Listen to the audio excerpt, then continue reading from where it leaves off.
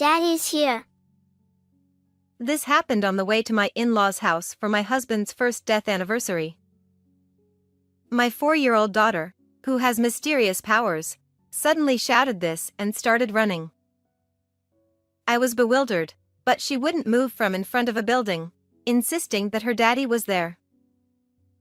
And then, unbelievably, my supposedly deceased husband came out, flirting with a young woman. Realizing that he had betrayed us, I was about to explode with anger. I'll never forgive you for deceiving us. However, due to my subsequent actions, my foolish husband ended up facing a hellish fate. Emma. It's time to go to daycare. At my call, my 4-year-old daughter responded with, Coming. And made her way to the entrance. When I opened the door, the early summer air wafted in, and I suddenly remembered the past. Come to think of it, I met him around this season. My name is Nancy. I am a 35-year-old office worker raising my daughter Emma. I met my husband Jason when I was 29. We got to know each other better after sharing a table at a diner I used to frequent. Jason is 2 years older than me and a businessman. He has a slim, small frame for a man and a gentle demeanor. When we started dating, I discovered that he was a bit clumsy and made many small mistakes, but I felt we complemented each other well since I'm relatively more organized. Deciding to spend my life with him, we got married after 2 years of dating. Both my parents and Jason's wealthy, single father greatly celebrated our union. A year after our marriage, our daughter Emma was born. Jason was a wonderful father who often helped with childcare when she was a baby. However, when Emma turned 2, our relationship started to deteriorate. Jason began going out more often, claiming it was for work, and he no longer helped with housework or childcare as he used to. Since I had also returned to work, I was often stressed, and we frequently clashed. Jason. You came home late again. I had a tough time managing everything alone today. Oh, come on, as soon as I get home. I told you, it's for work. Despite his claims, Jason smelled of alcohol, which irritated me. Doing the laundry and putting Emma to bed were supposed to be your responsibilities. Recently, I've been doing everything. Don't you think that's wrong? I told you, it's for work. I'm working for the sake of our family, so why do I have to put up with your nagging?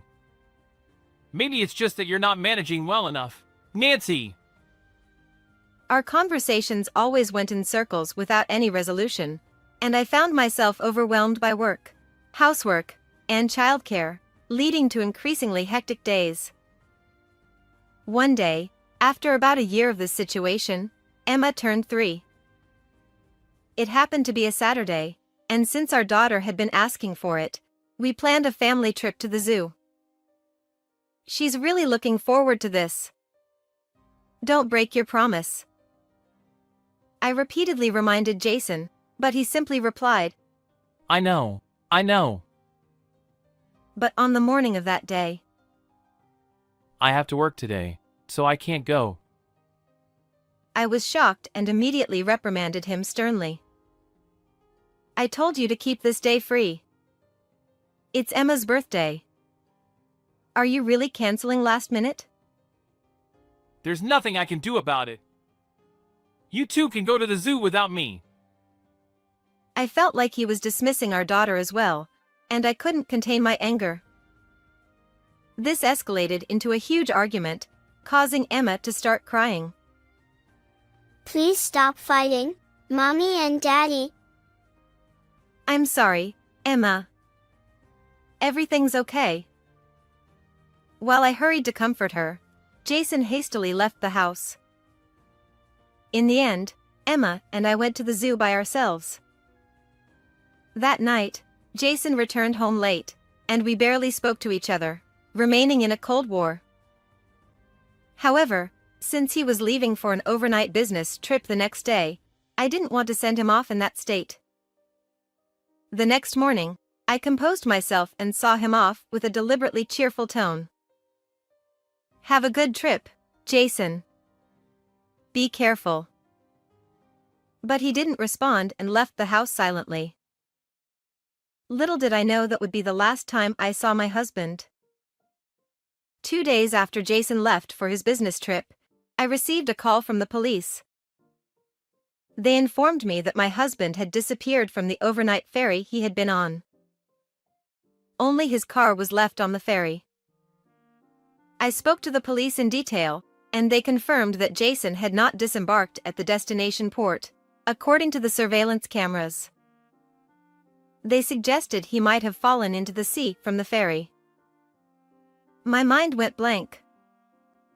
The Coast Guard conducted a search, but they couldn't find him. In such maritime accidents, if 3 months pass without finding the body, the person is presumed dead. Unable to cope with the shock, my father-in-law handled the necessary procedures, and Jason was officially declared deceased. 5 months after the accident, we held his funeral. At the funeral, I broke down in tears in front of Jason's portrait, deeply regretting our last argument. Mommy, where is Daddy? My daughter asked, tugging on my sleeve with a puzzled look. "Emma, Daddy has gone to heaven," Oh, I see. He's far away. she said. Seeing Emma like that brought tears to my father-in-law's eyes as well. I hugged my daughter, and despite my overwhelming grief, I vowed to protect her by myself. After that, I did my best to endure the days without my husband. However, since Jason's death, Emma has been somewhat unsettled. She would claim to see things that weren't there or say things like, Daddy isn't in the sky, he's in a distant town. Worried about her, I watched over her with all the love I could muster. Then, 3 months after the funeral, as I was about to take Emma to daycare one morning, she insisted on taking a different route than usual. "We don't have time today, let's do it another time, okay?" No, we have to go this way. It hurts to walk on the usual path. What? What do you mean? It hurts? Today, we have to go that way. No matter how much I tried to persuade her, she wouldn't listen. Eventually, I gave in, thinking, sometimes you have to indulge their whims, and took the longer route to daycare. As it turned out, there was an accident nearby where a car had crashed into the sidewalk on our usual route. If we had taken our regular path, we might have been caught in the accident. Is that what Emma meant by "it hurts"? From that moment, though I told no one, I began to believe that my daughter might have some kind of mysterious power. Time passed, and 1 year after Jason's death at sea, it was time for his first death anniversary. Emma and I, dressed in morning clothes, were heading to my in-laws' house a few stations away. When we arrived at the station near my in-laws' house and were about to take a taxi, Emma suddenly shouted, Daddy's here. With a look of delight, she broke free from my hand and ran off. I hurriedly caught up to her and tried to explain. Daddy isn't here anymore. But Emma firmly shook her head, her lips tightly pressed together.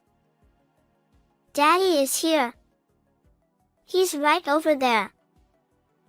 She insisted, pointing towards a hotel in front of the station. She was so insistent that I had no choice but to follow her. We stood by the hotel bushes for 10 minutes. Emma, Daddy isn't here. Let's go. But then, an unbelievable sight met my eyes. A couple emerged from the hotel, arm in arm. One of them was unmistakably Jason. What? How is this possible? Why is he?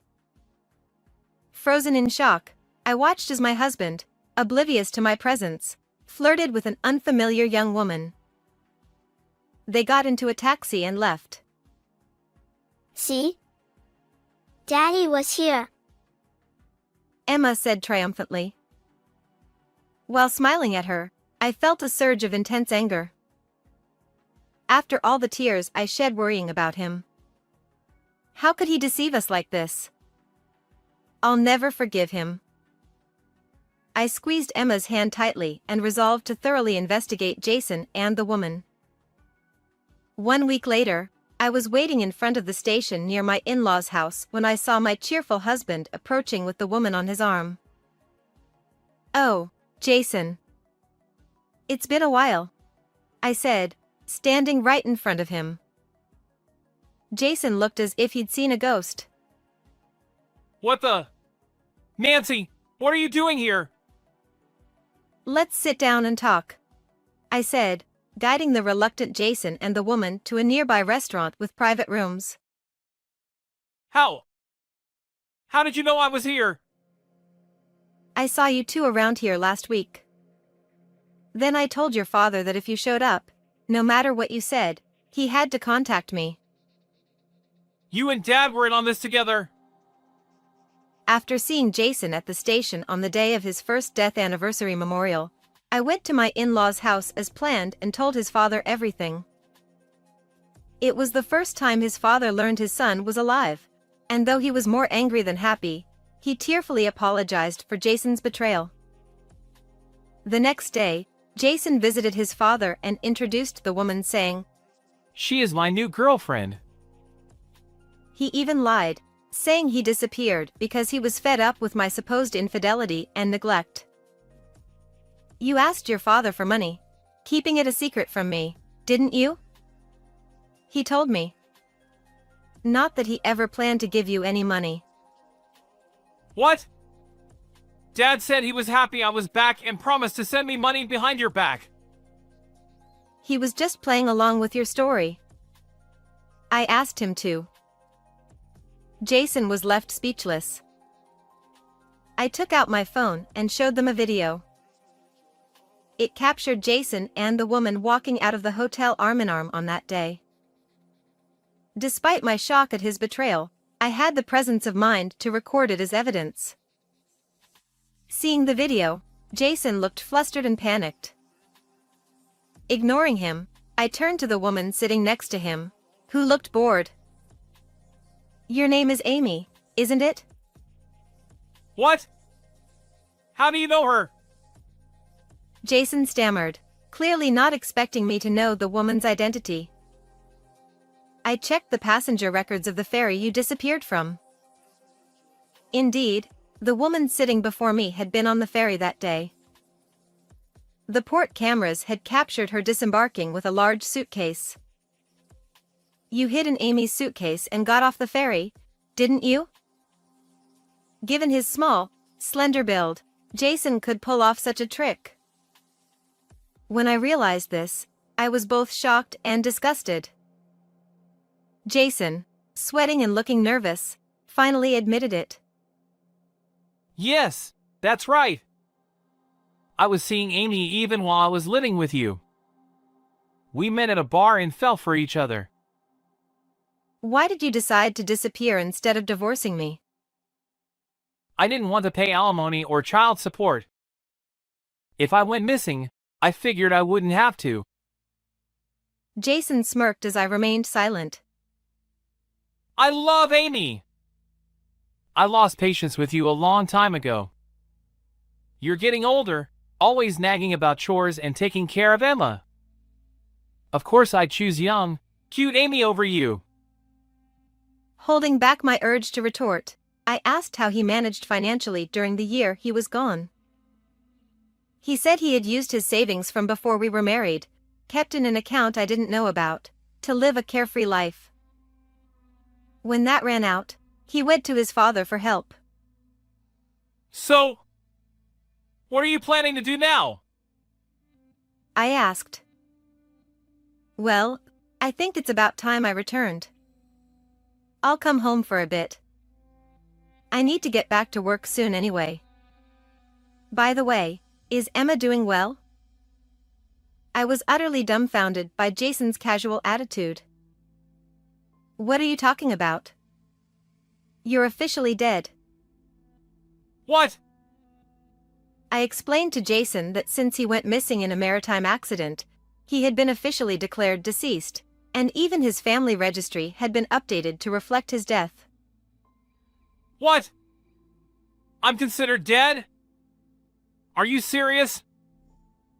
Jason, with his foolishness, had believed that without a body he would simply remain a missing person indefinitely. By the way, we've already held your funeral, and everyone around us believes you're dead. Your insurance and driver's licenses should have expired as well. Of course, you've been deregistered from your company, I said. Upon hearing this, Jason turned pale. What? What should I do now? He stammered. I have no idea. For now, you'll have to take responsibility, I replied calmly. Huh? I calmly proceeded to demand a lump sum of $130,000 for alimony and child support combined. What? There's no way I can pay that. Jason shouted at me, his face turning red.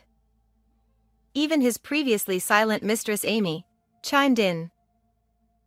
Hey! Don't mess with us! Amy, of course, I'll be demanding compensation from you as well. You owe me $2,500. Pay up, okay? Jason and Amy erupted into a heated argument right in front of me. I watched coolly, sipping my coffee. Eventually, their quarrel escalated to discussions of breaking up, and Jason suddenly knelt down before me. I'm sorry, Nancy. I'll break up with her and come back to you. Please help me. I can't pay that money, and I don't know what to do being declared dead and all. Jason rubbed his hands together nervously above his head, pleading desperately for forgiveness. I'll never forgive you for deceiving and betraying us. I won't budge on the amount I'm demanding. Work it out yourself, you jerk. Leaving the stunned pair behind, I walked away from the scene. Subsequently, Jason's status was restored after his survival was confirmed, but we divorced soon after. The inheritance I had received when he was presumed dead technically had to be returned, but it was instead allocated as alimony and child support. Jason faced considerable backlash from various quarters for faking his death and, naturally, could not return to his job. Jason and Amy eventually broke up, with Amy paying me the compensation and then disappearing. Rumor has it she was disowned by her parents and had to work in nightlife to make ends meet. Currently, Jason has been sent to live with relatives who run a forestry business, where he works hard in the mountains. I hope he learns his lesson and reflects on his actions. As for me, I have moved back to my parents' house to raise my daughter. Emma is growing up and even helps with the housework, which is adorable. I plan to focus on my work while watching my daughter grow up. Late at night, my 4-year-old daughter woke me up. There's a baby in the garden. When I went to check, there was indeed an unfamiliar baby crying in our yard. My husband and I exchanged stunned looks. Then, our daughter said something strange. This baby is saying she's my sister. Yay! Beside our daughter, who was beaming with joy, my husband turned pale and started sweating profusely. I didn't miss that. Could this possibly be? From here, things would take a tumultuous turn. I'm Rachel, 32 years old. I'm married to Sam, who is 3 years older, and we have a 4-year-old daughter named Noah. We're a family of 3. Rachel, our daughter Noah seems to have said strange things again. It happens every day that my husband sighs in a bewildered tone, looking at me and our daughter Noah.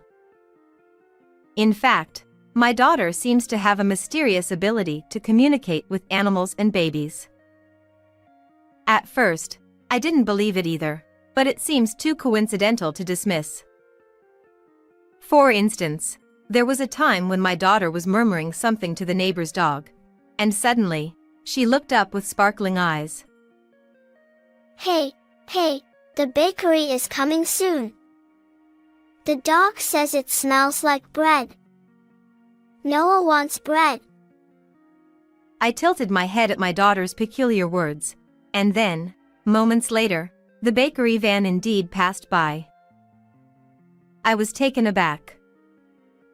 Then, on the day we went to visit relatives to see their newborn baby who was only 6 months old. My daughter was murmuring to the baby and giggling. This baby hid something shiny under the sofa as a prank. Half believing, I peeked under the sofa, and there was the ring our relatives cherished but thought was lost. There are countless examples like that, but my husband never believed in our daughter's abilities. Rachel, Noah, don't say things like that to other people because it's embarrassing. But I truly believed that our daughter had some kind of mysterious power. Though, I just don't want Noah to be looked at strangely or misunderstood and hurt by others. With that in mind, I made a promise not to mention to anyone outside the house that Noah talked to animals or babies. Noah was a well-behaved child and always kept to my request. During this time, my husband, who already had frequent business trips, was away from home about 3 days a week. As a result, I found myself mostly raising our energetic daughter on my own while juggling work. It was honestly quite challenging, but whenever my husband was home, I made an effort to ensure he could relax and unwind. The beginning of the matter was a year ago. One day, out of the blue, $5,000 was withdrawn from our joint account. It was the money we had saved for our daughter's education. I was shocked and I confronted my husband when he returned home from work. "Hey, Sam. What did you spend our important money on?" When I pressed him for answers, my husband shrugged apologetically and said, Please forgive me. I had an accident during my business trip, and I suddenly needed money. "What? So, are you okay?" Yeah, but the car got a little damaged, so it's in the repair shop. I think it'll take about 3 days. Indeed, his car is missing from our parking lot. Well, if you are fine, then I guess nothing could be done about it. I just told my husband to put the money back into the joint account later and decided not to blame him further. However, from that day on, his behavior gradually became more and more strange.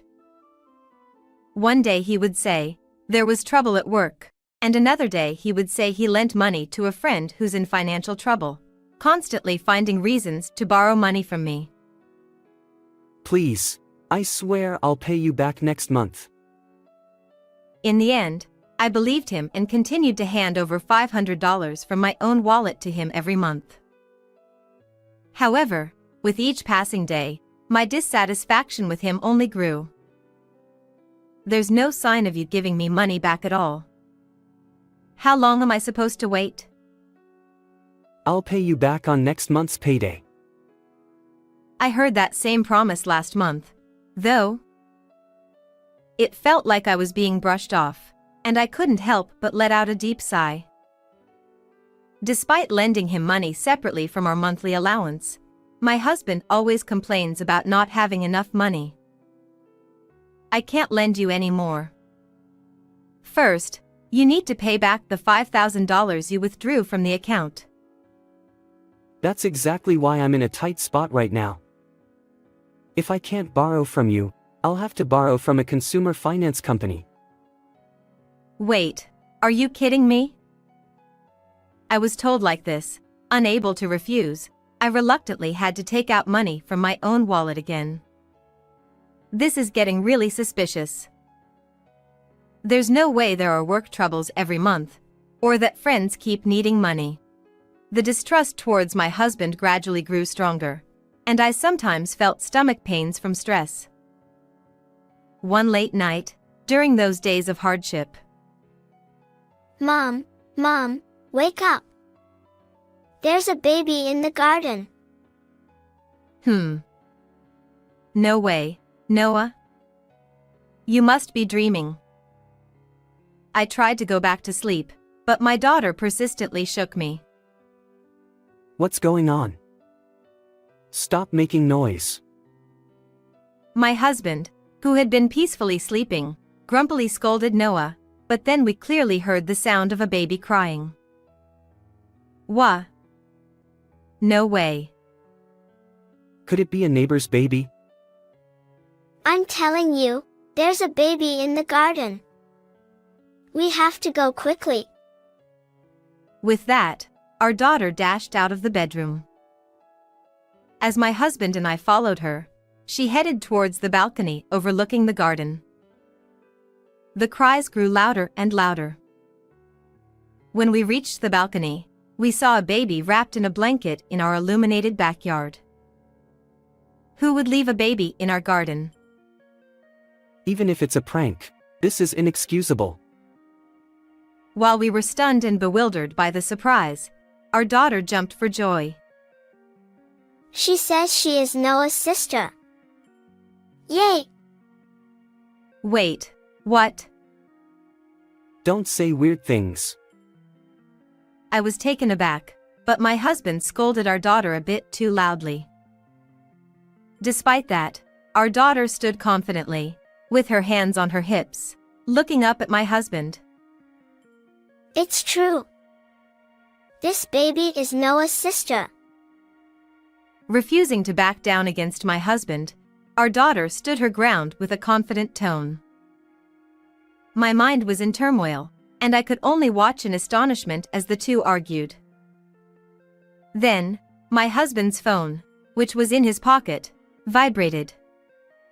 I didn't miss the moment he looked at the screen, his eyes widening and his face turning pale. What's with that expression just now? But it's not the time to dwell on such things. Hey, we need to contact the police first. Wait. Let's bring this baby inside first. It must be cold being left outside at night, right? Yeah. In this situation, it's normal to contact the police. I couldn't shake the feeling that something was off about my husband's behavior. With suspicion lingering, I carried the baby inside, gently wrapped her in a blanket, and comforted her. If I were to believe in my daughter's mysterious power and her words, then there's no doubt this baby is my daughter's sister. However, I haven't been pregnant or given birth after Noah. Which means, I don't want to believe it, but considering Sam's suspicious behavior so far, it's just too suspicious. While maintaining a calm demeanor so as not to arouse my husband's suspicions, I resolved to uncover the truth. I'll take her to the police in the morning. Following my husband's words, I decided to take care of the baby at our home for tonight. I have work tomorrow, but I feel sick because of this strange baby. I'll go to bed first, so take care of that kid, will you? Without taking any responsibility, my husband hurried back to the bedroom as if fleeing from the situation. Normally, I would be angry, but at that moment, I saw an opportunity. While my husband slept, I completed all the necessary preparations. I just need to reveal the truth. Even though I was thinking this, I couldn't hide my inner turmoil, and my hands trembled with anxiety. Sensing my troubled emotions, my daughter gently took hold of my hand, offering me comfort. It's okay, Mom. Noah is on your side. Thank you, Noah. Perhaps my daughter doesn't fully understand what's happening between me and my husband. Even so, for my daughter's sake, I gathered my resolve to confront my husband and clarify everything. And so, the long night came to an end, and we welcomed the next morning. As soon as my husband woke up, he seemed quite flustered. I've been called into work suddenly. When I come back home, I'll go to the police, so please take care of the baby during the day. With those words, he hurriedly left without even having breakfast. Take care, have a safe trip. I saw him off with a smile, just like always. As soon as Sam left the house and drove away, I took action immediately. First, I drove my daughter and the baby to my parents' house, which was about an hour away by car. Then, I took out my smartphone. Actually, while my husband was sleeping, I unlocked his phone with his fingerprint and installed a GPS tracker. I relied on it to drive my own car and head to the location it indicated. I arrived at an old brick apartment building. Not knowing which room it was, I walked slowly, listening intently at each door. Eventually, I heard the sound of a heated argument between a man and a woman coming from a room on the ground floor. I'm asking you, what were you thinking about leaving the baby at our place? And what's with that message? The voice accusing the other was unmistakably my husband's. Just as it says. I wrote, "Take care of the child," didn't I? Did you even bother to read the message properly? Or are you just incapable of understanding? The woman's voice retorting against my husband was shrill, echoing all the way to the outside of the entrance. I listened for a while, but their argument showed no signs of ending anytime soon. I'm sure this is the place. With that certainty, I grabbed the doorknob of the room where the voices of the argument were coming from. The door swung open forcefully, as it seemed to be unlocked. Inside, my husband looked startled as he saw me. Rachel, what are you doing here? Hello, Monica, thank you always for taking care of my husband. I politely greeted the mistress, ignoring my flustered husband, and closed the front door. Monica seemed quite shaken by my sudden appearance. Huh. How do you know my name? I won't say who, but I heard about you too from some little girl. Using the mysterious power my daughter Noah possessed, I had managed to gather some information from the baby about the situation. Apparently, my husband Sam met you, Monica, at the bar where you worked and where he entertained his business clients, and you got close and had a child together? Why the hell do you know about that? Did you hire a detective or something? I can't believe this. While my husband was clearly flustered, the mistress, on the other hand, seemed composed, almost brazen. Sam, all the money you've been taking from me, it was for the baby's birth expenses and child support, wasn't it? Well,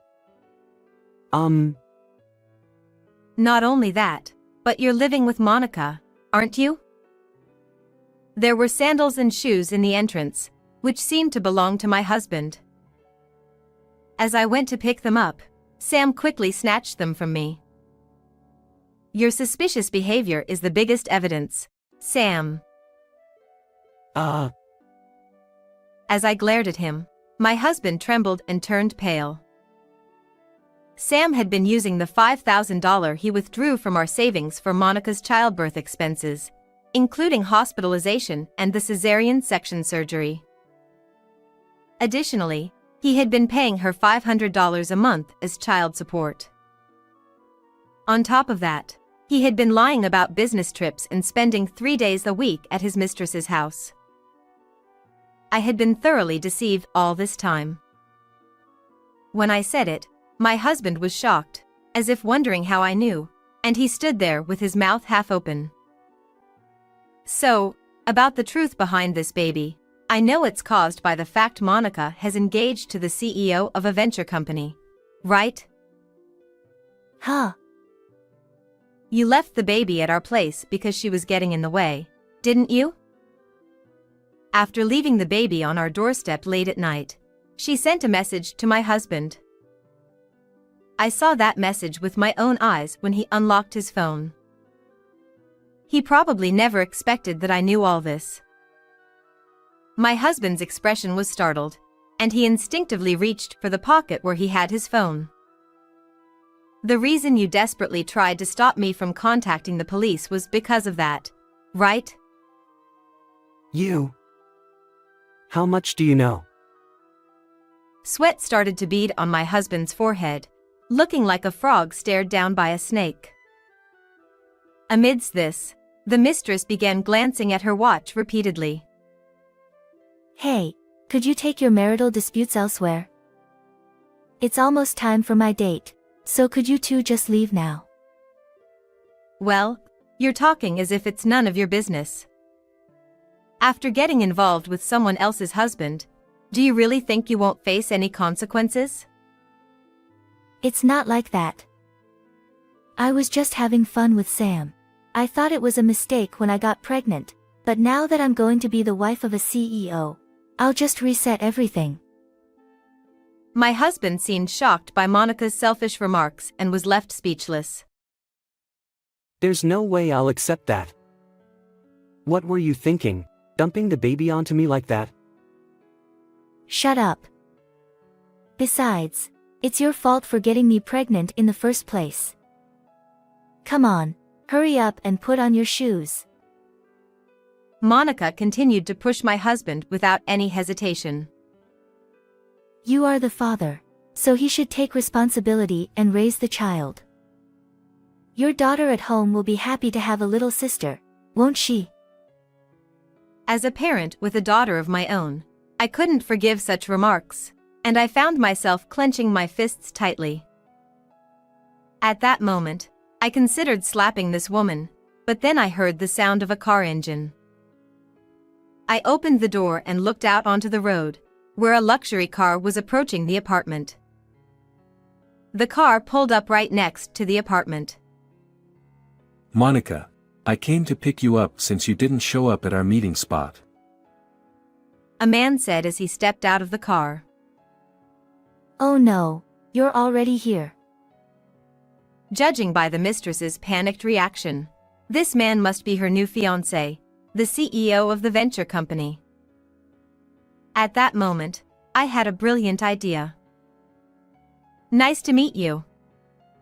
Actually, my husband has been taken care of by Monica. I spoke loudly and cheerfully, and the fiancé seemed bewildered. Huh? Oh, really? While Monica tried to stop me in a panic, still trying to put on her shoes, I quickly approached the man.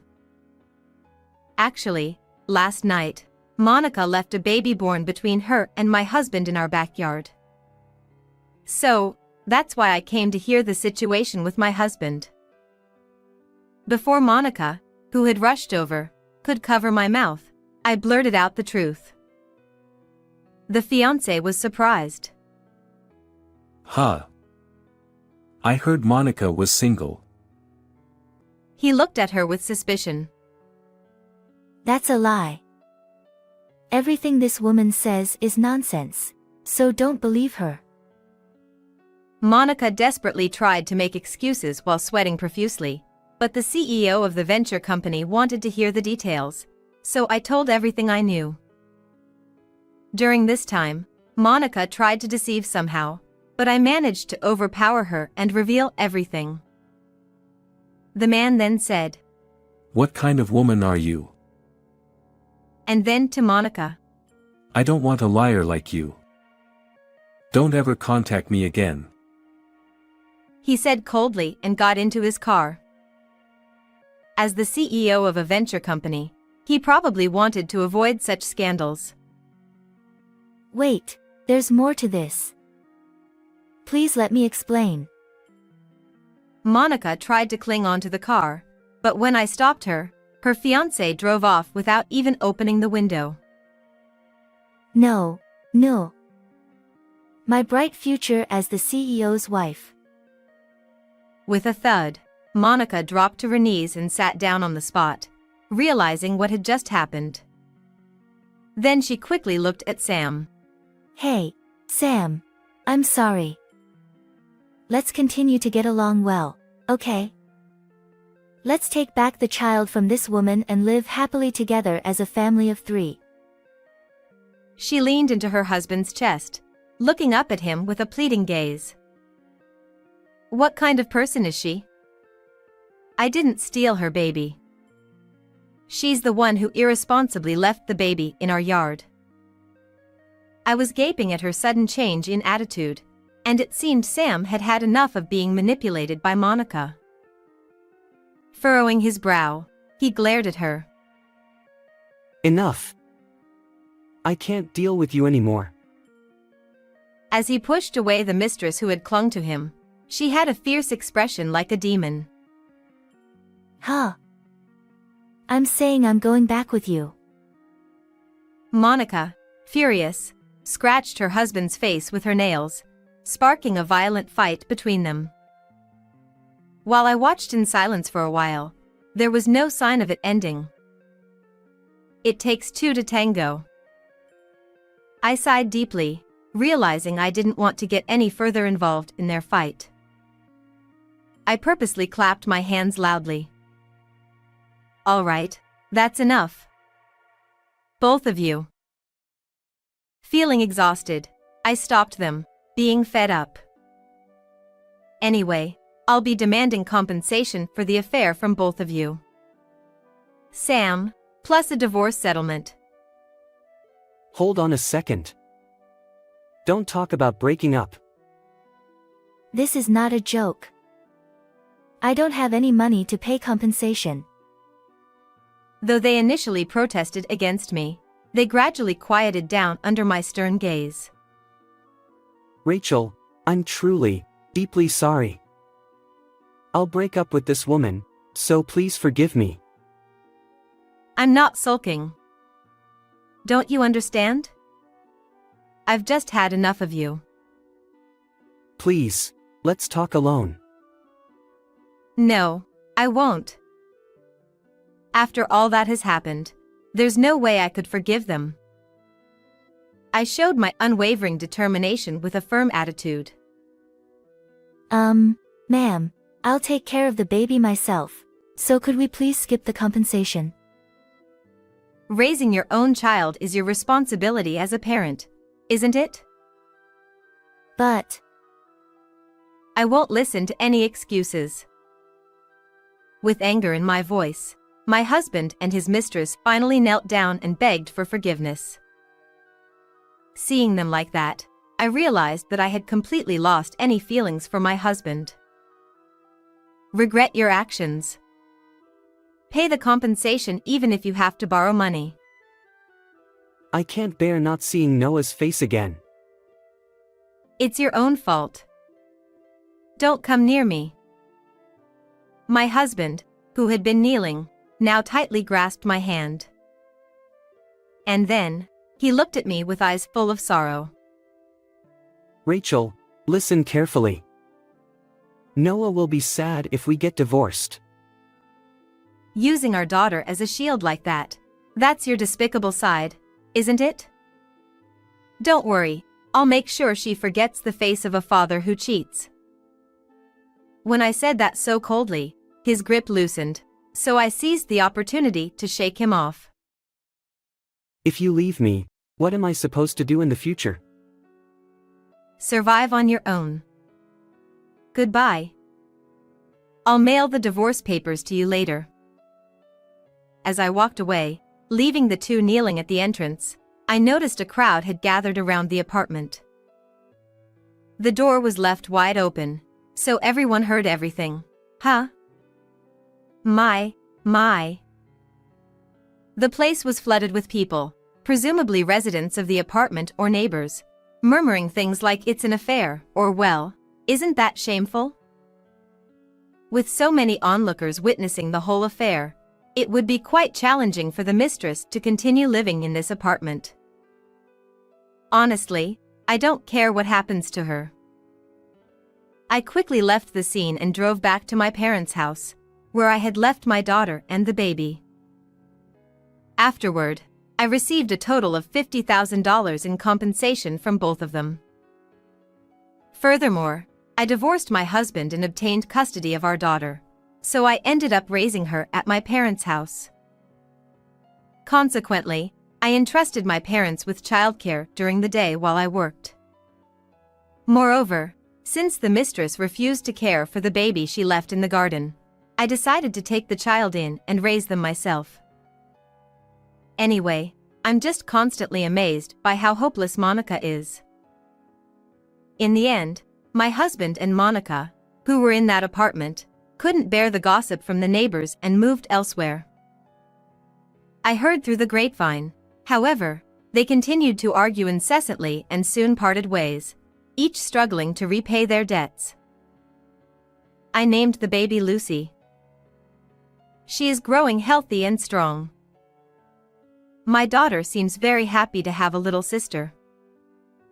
She says she's happy to have a kind mom. I decided in my heart to cherish both of my precious children. You were hiding $200,000. Thanks to that money, I was able to buy a nice house. One day, my mother-in-law secretly bought a house without telling me.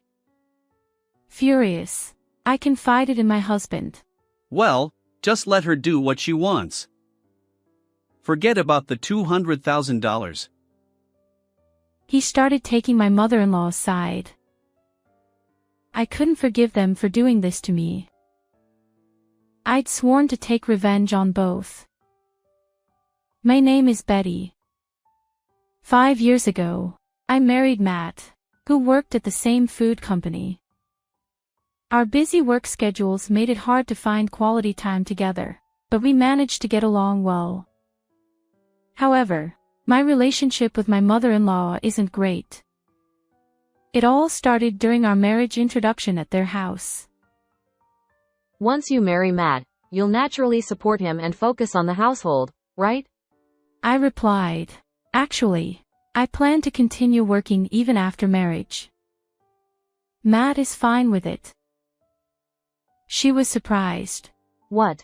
Normally, when you marry, the wife should focus on the household.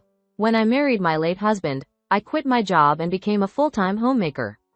Deep down, I felt that way, but of course, I couldn't say it directly to my mother-in-law. I could only manage a wry smile and deflect the situation. Is Matt really okay with you continue to work? He comes home tired from work every day, and if you're not there, won't it burden him? Mom, that's just your perspective, right? I'm fine with it. Let Betty do what she likes.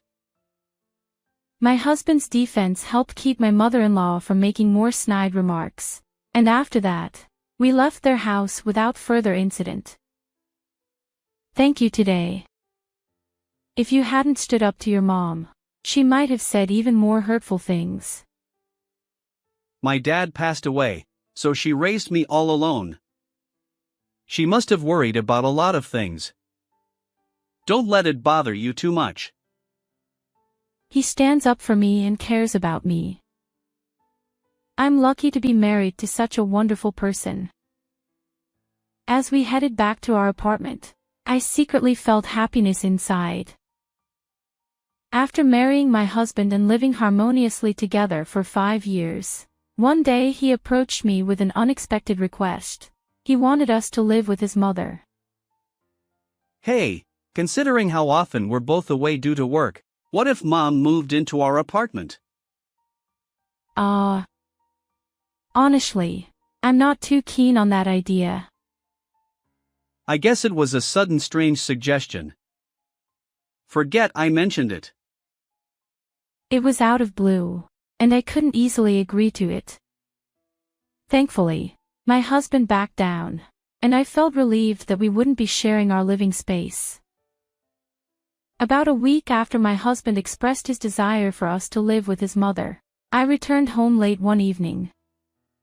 Work had been exhausting, and as I stood at the entrance, contemplating making dinner, I noticed the door was already unlocked. It seemed my husband had come home earlier than usual. Normally, he'd send a message saying he was on his way, but perhaps he forgot this time. Without much thought, I stepped inside. Hello. Ah, you're finally back. Oh, were you here? Is Matt home? Matt hasn't returned yet. I have a spare key from him, so I let myself in. What's going on? He gave a spare key to his mother. I never heard anything about that. I stood frozen in surprise as my mother-in-law suddenly appeared before me. She looked at me and said, Instead of standing there, why don't you make dinner? I've been waiting for you to come home. I stammered, haven't you had dinner yet? She replied, No, not yet. It's quite audacious to barge into someone's house and expect to have dinner, I thought. But I couldn't just send her away. All right. I understand. I can only make something simple, though. Is that okay?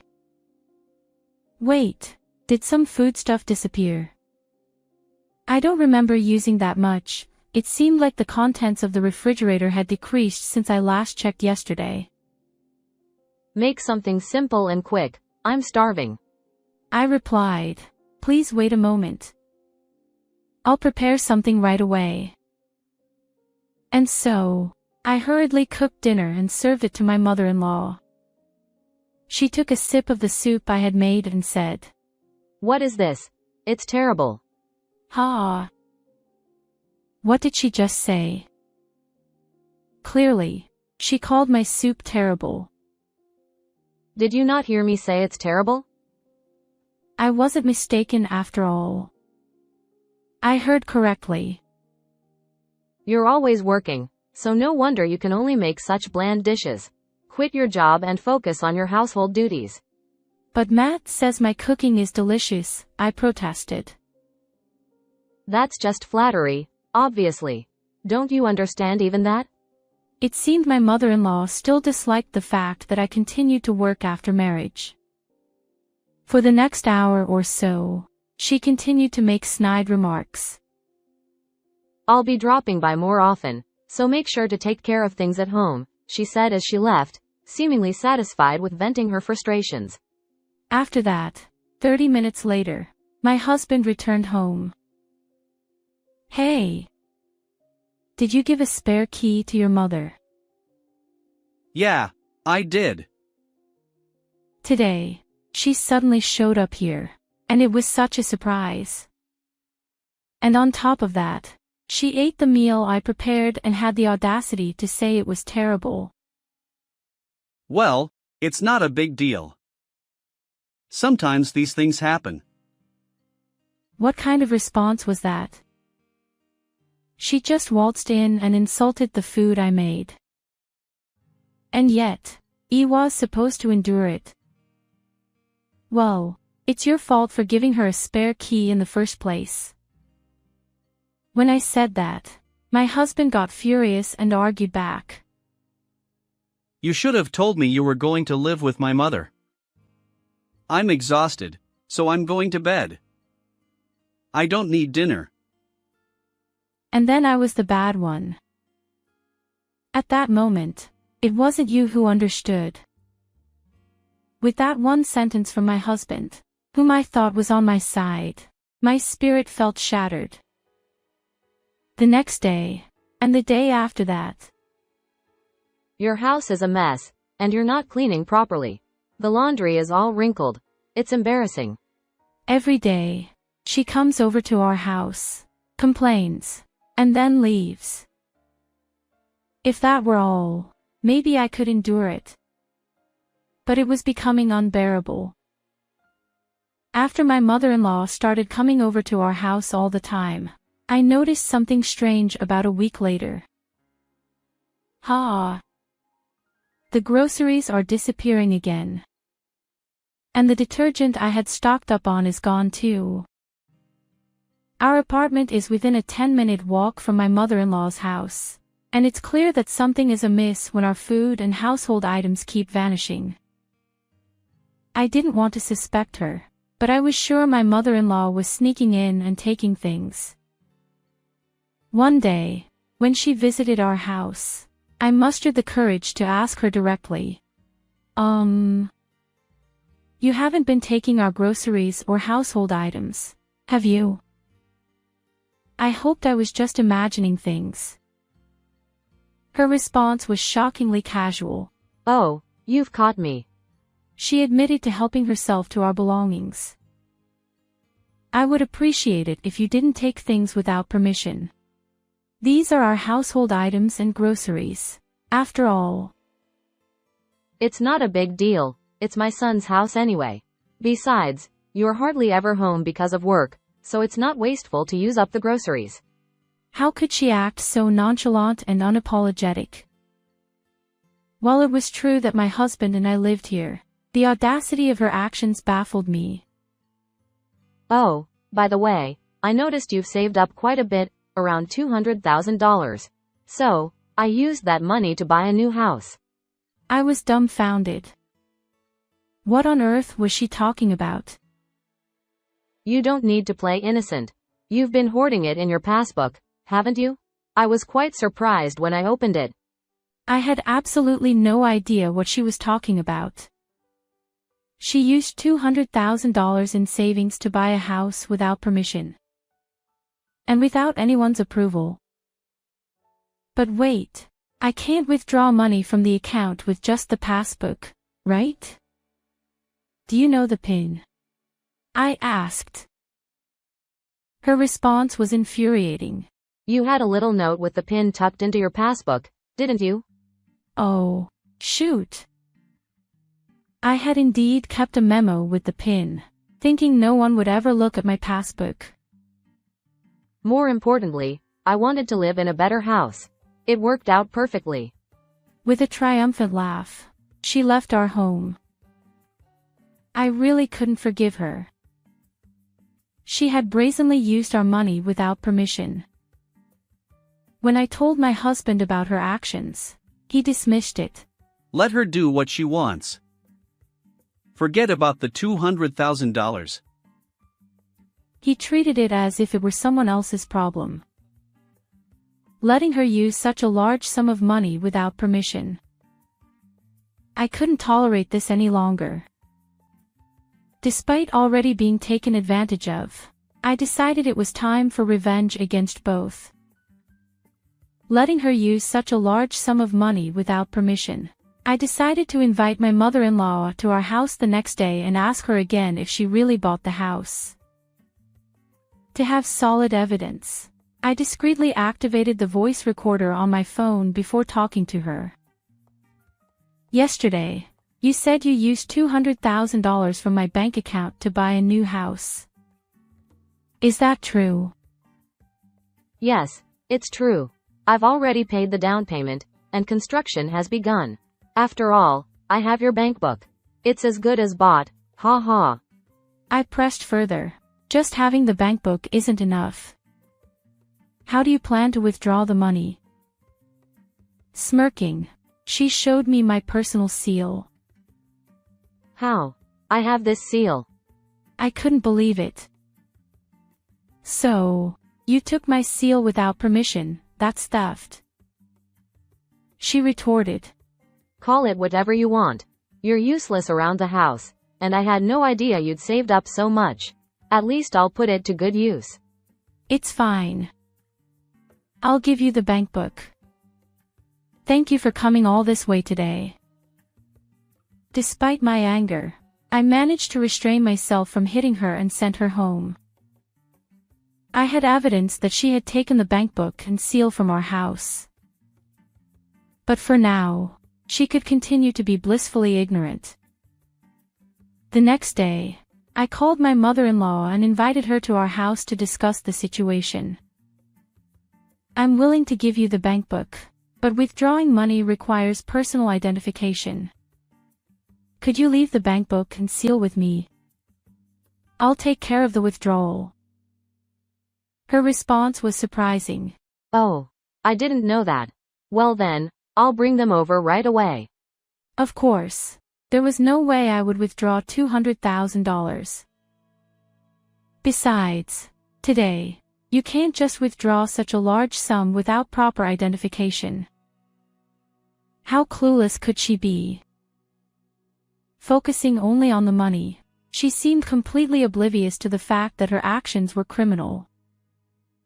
With the bank book and seal back in my possession, I headed straight to the police station. What happened? Is there some kind of incident? Yes. My mother-in-law took my bank book and personal seal without permission and tried to buy a new house. Huh? Aren't you the one buying it? No, it's not me. My bank book and seal were stolen. I want to file a complaint. The police listened attentively to my story and accepted the complaint.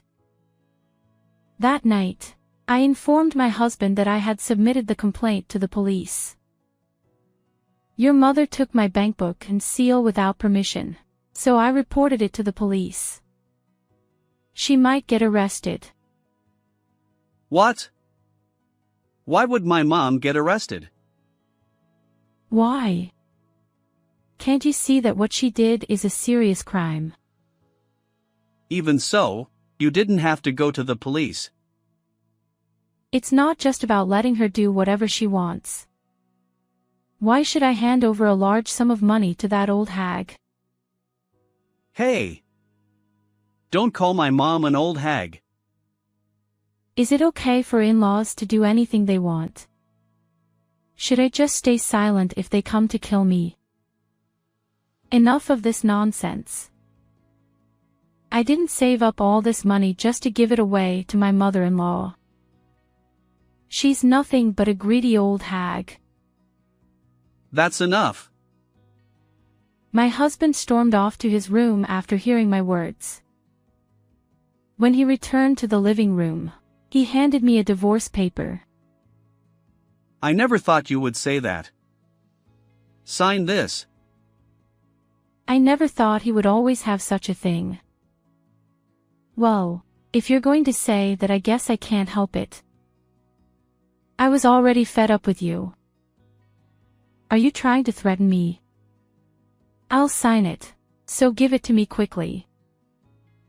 Perhaps he didn't expect me to sign it so easily. My husband looked a little surprised.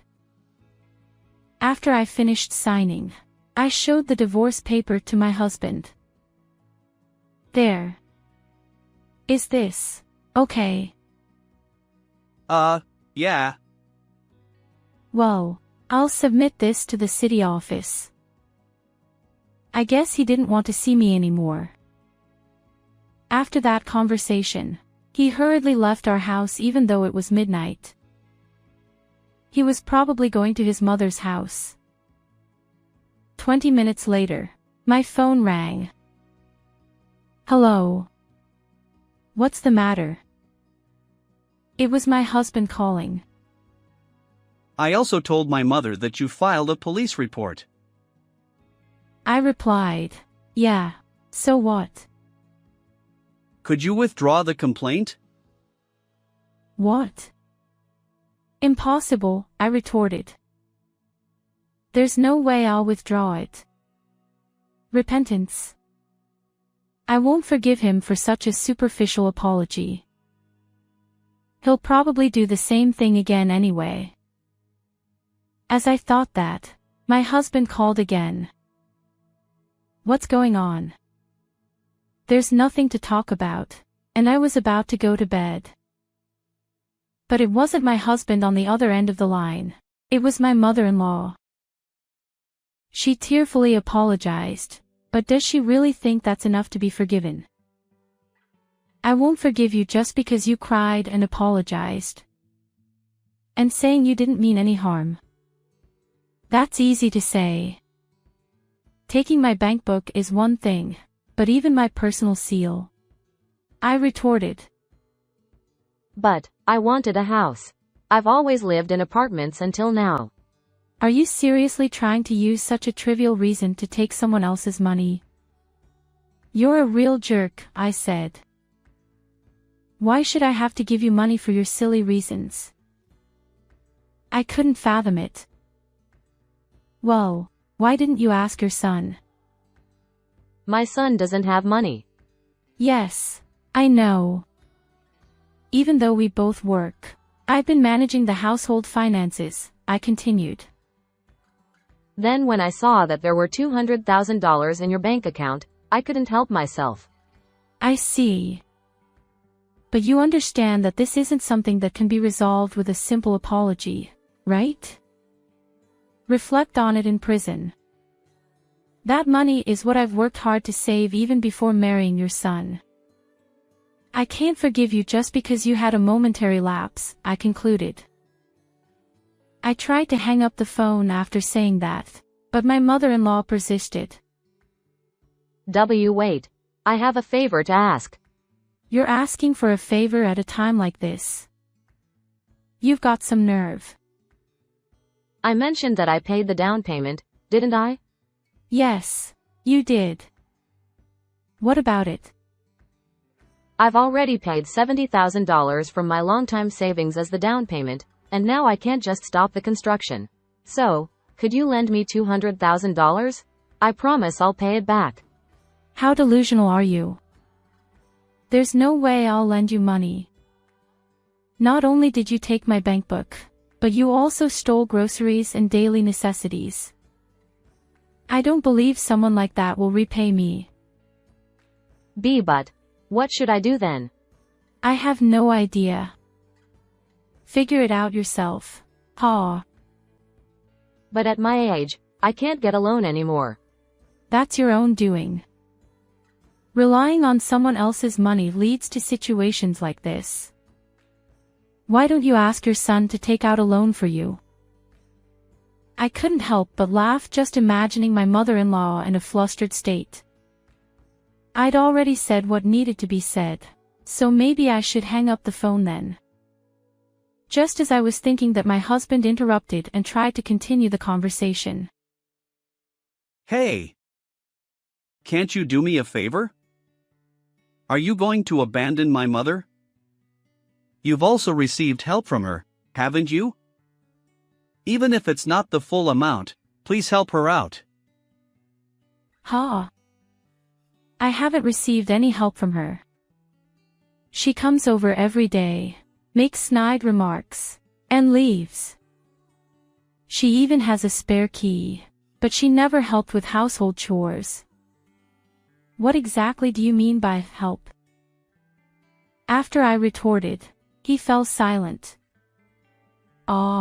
He must have said that out of desperation. Perhaps he thought appealing to my emotions would get him some assistance. Then, that's how it is. I won't offer any assistance. Good luck. Wait. I'll figure out a way to take care of my mother, and we won't inconvenience you. Can't we avoid divorce? Well, it's too late now.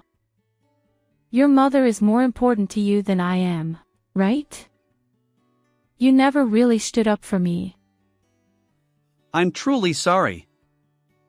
From now on, I'll also prioritize you, Betty. You don't need to care about me anymore. Tomorrow, I'll be a stranger.